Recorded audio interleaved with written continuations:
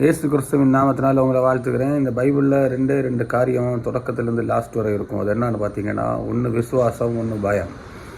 அப்போது அது பயத்தை மேற்கொள்ளணுன்னா விசுவாசம் கண்டிப்பாக இருக்கணும். விசுவாசம் இல்லாத இடத்துல நம்ம பயத்தை மேற்கொள்ள முடியாது. நமக்குள்ளாடி பயம் இருந்துகிட்டே தான் இருக்குது.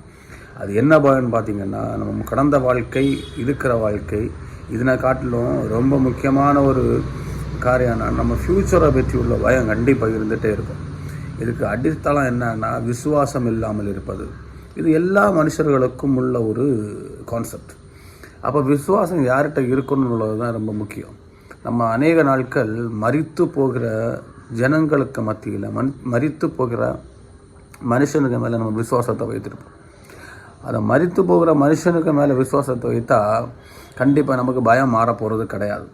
ஏன்னா அவனும் பயப்பட்டுட்டு இருக்கிறான், நம்மளும் பயப்பட்டுட்டு தான் இருக்கிறோம்.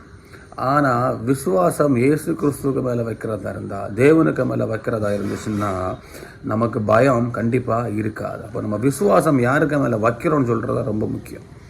அந்த விசுவாசத்தை இயேசு கிறிஸ்துவுக்கு மேலே வைக்கிறோன்னு சொல்கிற நேரம் எப்படின்னு பார்த்தீங்கன்னா, அவருடைய வசனத்தின் மேலே நமக்கு விசுவாசம் இருக்கணும்.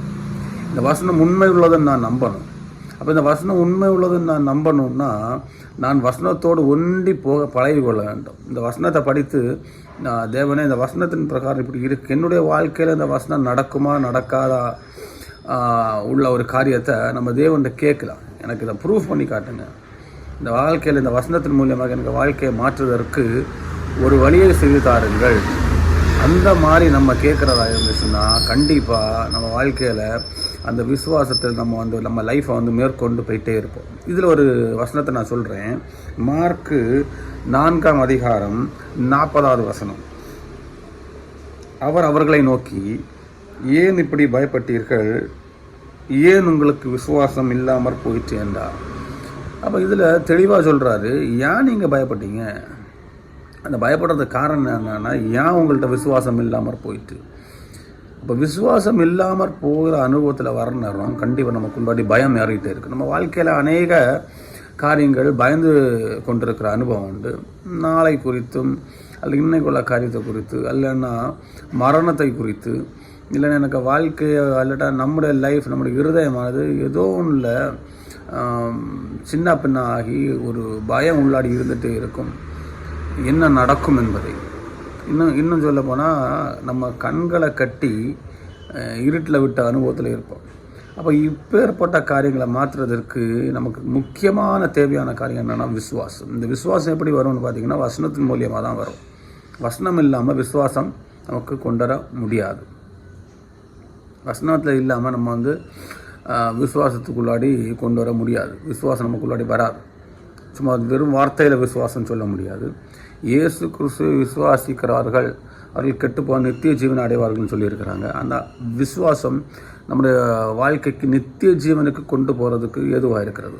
இப்போ பயப்படுறவங்களுக்கு நித்திய ஜீவன் கிடைக்காதுன்னு சொல்ல காரணம் என்னன்னா, பயப்படுறவங்களுக்கு உள்ளாடி விசுவாசம் நிலைத்திருக்கிற அனுபவம் இருக்காது. இந்த வசனத்தில் நீங்கள் பார்த்தீங்கன்னா, இயேசு கிறிஸ்துவும் சீஷர்களை எல்லாம் சேர்ந்து ஒரு படகுல ஏறி அக்கறைக்கு போகிறாங்க. இது யார் சொல்கிறா? இயேசு கிறிஸ்து சொல்கிறாரு. படகுல ஏறி போயிட்டு இருக்க நேரம் நல்ல சுழற் காற்று அடிக்குது. அதனால படகு தண்ணியில் முங்கி போகிற அளவில் அங்கலாய்த்து கொண்டிருக்கிறது. என்னென்னா ஷேக் ஆகிட்டே இருக்குது. அப்போ இவங்க எல்லாம் நல்ல மீனவர்கள், அல்லட்டா போட்டெல்லாம் ஓட்ட தெரிஞ்சவங்க தான் போட்டில் போகிறாங்க.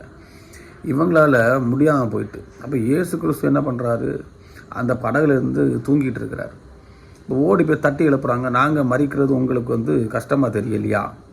இப்போ இயேசு கிறிஸ்து படகுல இருக்கிறாரு. அவங்க படகுல புயல் காற்று அடிக்கி இன்னும் சொல்ல போனால் அது முங்கி போகிற அளவில் இருக்குது. அப்போ இதில் ஒன்று புரியணும், இயேசு கிறிஸ்துவை நம்ம அறிந்திருக்கிறோம், இயேசு கிறிஸ்துவை நம்ம கொண்டு நடக்கிறோம், இயேசு கிறிஸ்துவை வீட்டில் வைத்திருக்கிறோம், ப்ரேயர் பண்ணுறோம், ஆராதனை பண்ணுறோம், பைபிள் வாசிக்கிறோம், சபைக்கு போகிறோம், எல்லாமே செய்கிறோம். எல்லாமே இயேசு கிறிஸ்துவுக்கு பார்வைக்கு முன்பாக தாங்க நடந்துட்டு இருக்கு. ஆனால் இருதயத்துக்குள்ளாடி உண்மையிலே இயேசு கிறிஸ்துவை விசுவாசித்திருக்கீங்களா? இப்போ இயேசு கிறிஸ்துவை விசுவாசித்து இருக்கிறவங்களுக்கு ஒரு காரியம் முழுமையாக இருக்கும். என்னன்னா, அவங்க நித்தியத்துக்கு போவாங்கன்னு உள்ள ஒரு நம்பிக்கை அவங்களுக்குள்ளாடி இருக்கும். இதுதான் அடையாளம். நான் மறித்தா நான் கண்டிப்பாக நித்தியத்துக்கு போவேன் அப்படின்னு ஒரு நம்பிக்கை உங்களுக்கு இல்லாடி இருக்குன்னா, நீங்கள் இயேசு கிறிஸ்துவை கரெக்டாக ஃபாலோ பண்ணுறீங்க, கரெக்டாக விசுவாசத்தில் இருக்கிறீங்க, உங்களுக்கு உள்ளாடி பயம் இருக்காது. உங்கள் லைஃப்பை குறித்து ஒரு பயம் இருக்காது. ஏன்னா இந்த வாழ்க்கை 80 வருஷம் தான். 80 வருஷம் தாண்டவர ஒரு வாழ்க்கை இருக்குது. அந்த வாழ்க்கையை குறித்து ஒரு பயம் அந்த வாழ்க்கையில் போகிறவங்க, அந்த வாழ்க்கைக்குள்ளாடி நித்தியத்தில் போகிறணும்னு ஒரு நம்பிக்கை இருக்கிறவங்களுக்கு இந்த வாழ்க்கை குறித்துள்ள ஒரு பயம் கண்டிப்பாக இருக்காது. அதான் இயேசு கிறிஸ்துவோடைய விசுவாசம் இருக்காப்பா, அவன் படகுல தான் இருக்கிறேன், நான் படுத்துருக்கிறேன், என்ன நீ கொண்டு போகிற, ஆனால் நீ எனக்கு மேலே நம்பிக்கை வைக்கலையே. அதுக்கு அடித்தள காரணம் என்னென்னா, இயேசு கிறிஸ்துவை கொண்டு போகிறது பெரிய விஷயம் இல்லை, இயேசு கிறிஸ்துவை சொந்த இரட்சகராக ஏற்றெடுக்கிறது பெரிய விஷயம் இல்லை. இயேசு கிறிஸ்துவின் வசனத்தின்படியாக நம்ம வாழ்க்கை ஓடிக்கொண்டிருக்கிறதா?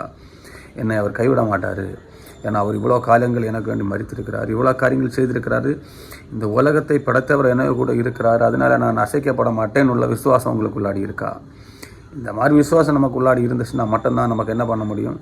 பயத்தை மேற்கொள்ள முடியும். அப்போ யாருக்கெல்லாம் இந்த வாழ்க்கையில் பயத்தை குறித்து இருக்கிறீங்களோ, ப்ரேயர் பண்ண போகிறோம், எனக்கு வாழ்க்கையில் ஒரு மாற்றம் தெரியலை, அந்த மாதிரி எண்ணத்தில் இருக்கிறவங்களுக்கு நான் அவங்க சொல்லி ஆசைப்படுறேன்.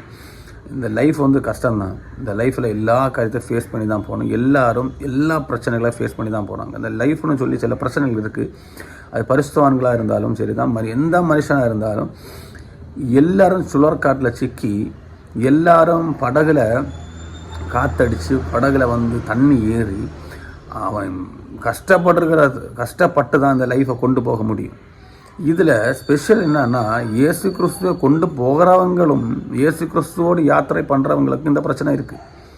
அதில் இதெல்லாம் வெளியே வரணும்னா அனுதினமும் பைபிள் வாசிச்சுட்டே இருக்கணும். விசுவாசத்தை நம்ம பெருக்கிக்கொண்டே வர வேண்டும். பெருக்க விசுவாசம் நமக்குள்ளாடி இருக்க வசனம் எனக்கு உள்ளாடி இருக்க நமக்கு பயம் மாறிக்கிட்டே இருக்கும்.